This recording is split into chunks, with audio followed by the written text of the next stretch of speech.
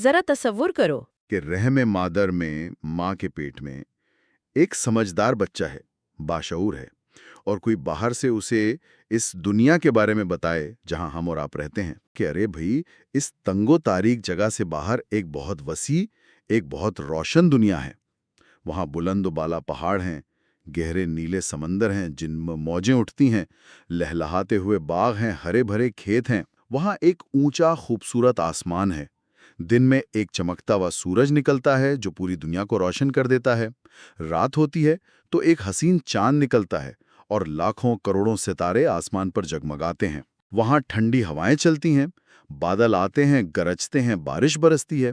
وہاں دیکھنے کو ایسے ایسے خوبصورت نظارے ہیں کہ عقل دنگ رہ جائے، سننے کو ایسی دلکش آوازیں ہیں، پرندوں کی، پانی کی، ہوا کی، کھانے کو اتنی لذیذ نعمتیں ہیں جن کا شمار نہیں۔ تو وہ بچہ جو رحم مادر میں ہے وہ کیا کہے گا یہ سب سن کر؟ وہ بچہ جو اپنی اس چھوٹی سی تنگ و تاریک محدود سی دنیا میں قید ہے، جس نے خون کے سوا کچھ نہیں پیا، جس نے باہر کی کوئی چیز نہیں دیکھی، وہ ان باتوں پر کیسے یقین کرے گا؟ مشکل ہے اس کے لیے۔ وہ تو ان چیزوں کا تصور بھی نہیں کر سکتا۔ اس کے لیے پہاڑ، سمندر، سورج، چاند، ستارے، یہ سب بے معنی الفاظ ہیں۔ وہ سمجھے گا کہ یہ سب جھوٹ ہے، یہ کوئی فریب ہے، مجھے بہکایا جا رہا ہے۔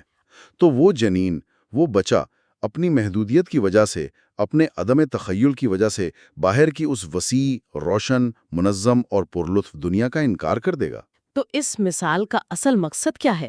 ہمیں کیا سمجھانا مقصود ہے؟ اصل مقصد ہمیں، یعنی اس دنیا میں رہنے والے انسانوں کو سمجھانا ہے۔ جب ہمیں عالم غیب کے بارے میں بتایا جاتا ہے، آخرت کی زندگی کے بارے میں، جنت کی نعمتوں اور دوزخ کے عذاب کے بارے میں، روحانی دنیا کے اسرار و رموز کے بارے میں، جی۔ تو ہمارا حال بھی اکثر و بیشتر اسی جنین جیسا ہوتا ہے۔ چونکہ ہماری یہ حسیات، یہ آنکھ، کان، ناک، زبان، یہ سب اسی مادی دنیا تک محدود ہیں، ہم ان غیبی حقائق کا پوری طرح ادراک نہیں کر پاتے، ہم ان کا تصور نہیں کر پاتے۔ اور پھر شک کرنے لگتے ہیں یا انکار کر دیتے ہیں۔ بالکل، شک کرنے لگتے ہیں یا سرے سے انکار ہی کر دیتے ہیں۔ یہ مثال ہمیں اپنی اس محدودیت کا احساس دلاتی ہے، ہمیں بتاتی ہے کہ ہماری سمجھ، ہمارا علم کتنا ناقص ہے۔ جو چیز ہماری سمجھ میں نہ آئے، ضروری نہیں کہ وہ ہو ہی نہ۔ سبحان اللہ، کیا گہری بات ہے، عقل کو جھنجھوڑ دینے والی مثال ہے۔